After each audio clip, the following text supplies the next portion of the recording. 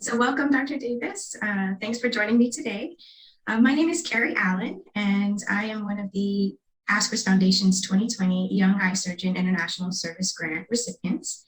And we're here to talk to you today about your amazing humanitarian efforts and to learn from you. But before we get started, I just wanted to have you introduce yourself and state where you're practicing now. Sure. Well, thanks for having me. And I am an ophthalmologist in practice in Minnesota at Minnesota Eye Consultants. I've been in practice now here 22 years, kind of hard to believe. I came here from the East Coast to do my fellowship in cornea, cataract, and refractive surgery, and then I stayed on and joined the practice soon thereafter. Very nice. Well, congratulations on the amazing effort that you have done with your humanitarian eye care efforts. And I want you to speak about the Minnesota Eye Foundation, Strides for Sight, and the Vision Project, particularly how you got the idea to get things started and what it has developed into today. Yeah, well, basically what occurred was early in my career joining Minnesota Eye Consultants, I recognized, we did a certain amount of charitable work. Just if a patient couldn't afford care, we just do the surgery gratis.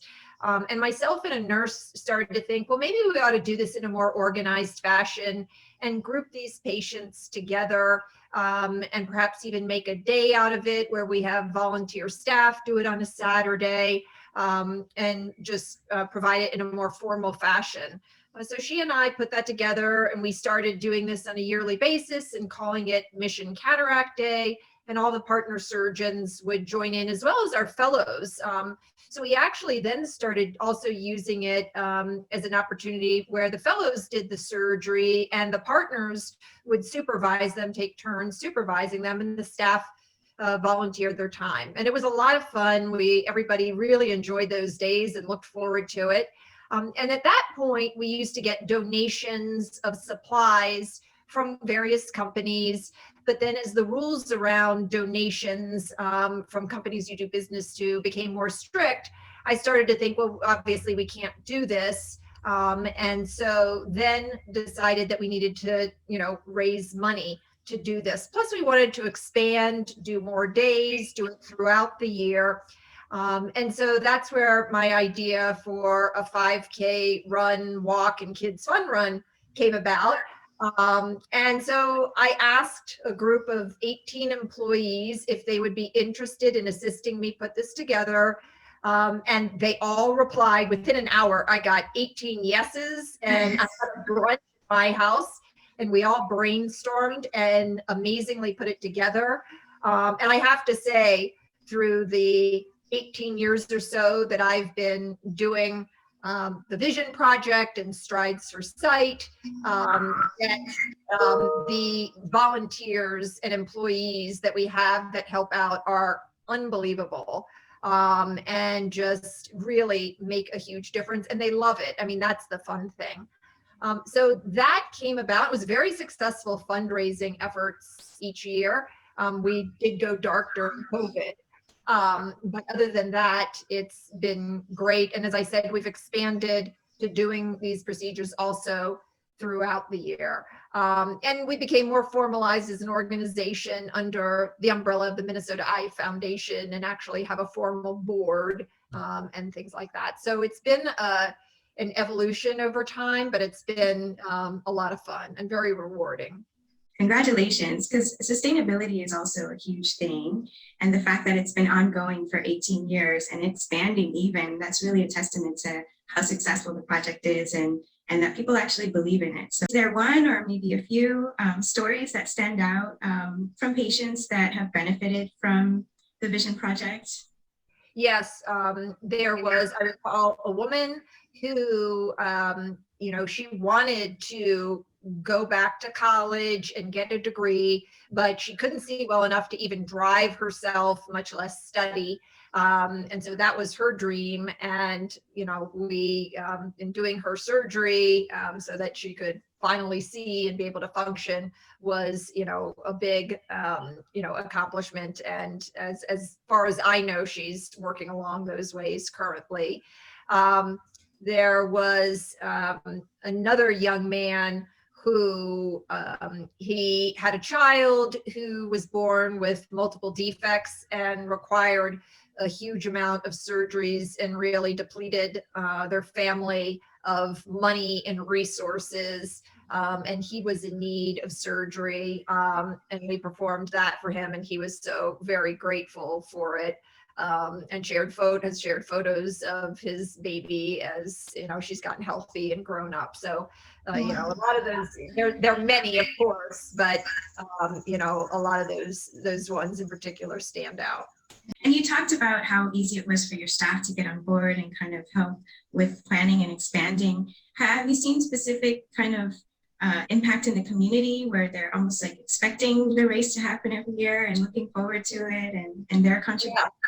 Yeah, in fact, a lot of the attendees of our race are not just our employees and sponsors, but come from our referring community, our referring doctors. So it's also been, you know, a builder in terms of that referral network where they are very engaged. In fact, we'll have whole offices of doctors join in and print t-shirts of their office name. We actually have some competitions for that. And they get very excited about it. And they have been asking, you know, are you going to bring it back? Last year, because we couldn't do strides for sight, we did do steps for sight. So it was kind of a step-a-thon. You could just log on and then log your steps.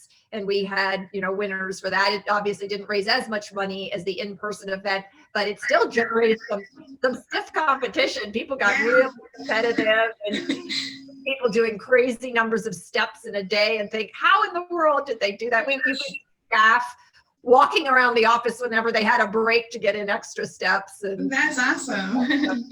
So people really enjoy it. And I recall seeing an article in a business magazine saying that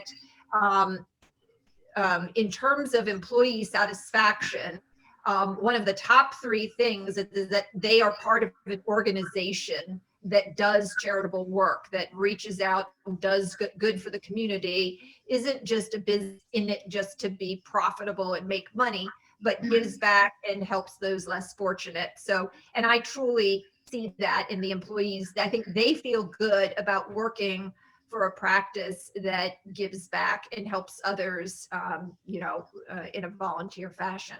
How creative to think of modifying the fundraiser to do steps in the home, because I know COVID was a daunting time to be stuck indoors, but what a great motivator to keep moving and moving for a cause. So that's awesome. Yeah. So my final question, you touched on a little bit, but just for our early career ophthalmologists like myself, or even some established ophthalmologists that say, you know what, it's my time to share, like you said.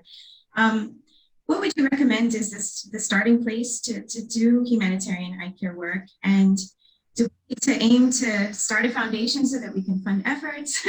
Or, you know, how do we really just prioritize it in the midst of busy practices and family?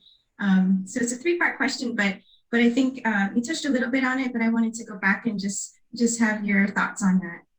Yeah, so what I would do is I would start small. Say, you know, don't start with, I'm going to develop an organization.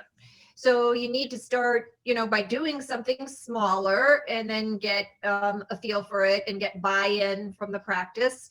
And then if you decide, hey, I want to expand this and do it in a more formal fashion and actually have an organization, then that might be the second step. So in the first step, I'd say, you know, let's pick a day and let's make it a Saturday where we're going to, as we see patients throughout the year or for referring practices who need surgery and they don't have the means. And we, by the way, we do have a formal vetting process. So it isn't just that the patient, there's an application and we make certain that they qualify financially.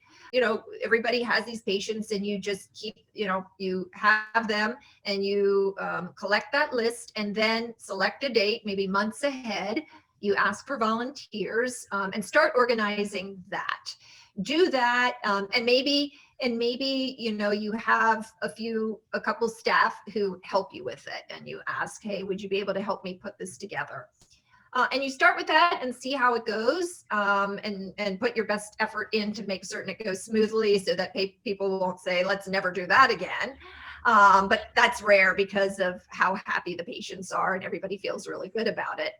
And then if you want to organize in a more formal fashion, developing a foundation, a 501c3 nonprofit, I'd recommend, to organize bylaws and things like that, and maybe even have a formal board that you engage with a charitable attorney. So I did this as well to make certain that we were doing it properly and by the books. And periodically I reach out to her and ask her questions about certain aspects, but not a lot. And she's very careful not to use up too much of our time because she knows we have limited funds. So she's very good in that way. So that's how I'd start. I'd start small, get buy-in from your staff and your practice, and then become more formalized and just grow slowly, because it will get busy. And then you also let your referring doctors know about it, because they can be sources of patients and referrals. And certainly, that looks good. Doctors want to refer to practices that do charitable work and do good for the community as well. So, I'd start small. Okay, great advice. As a resident, I did participate in Operations Site. Those kind of provide the services that you are doing as well. So that they help with the vetting and the application and selecting. I found they even had a list of patients in our area that were ready and just wanted a surgeon. So I think that is a good opportunity as well, to also even receive a stipend to support your humanitarian efforts. So it's amazing everything that you're doing, from incorporating other practices and expanding the services and even fundraising during COVID. I'm quite impressed.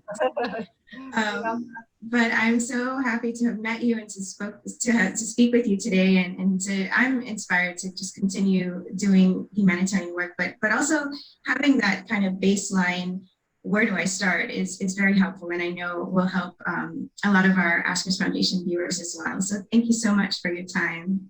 You bet. Thanks for chatting with me, Keri.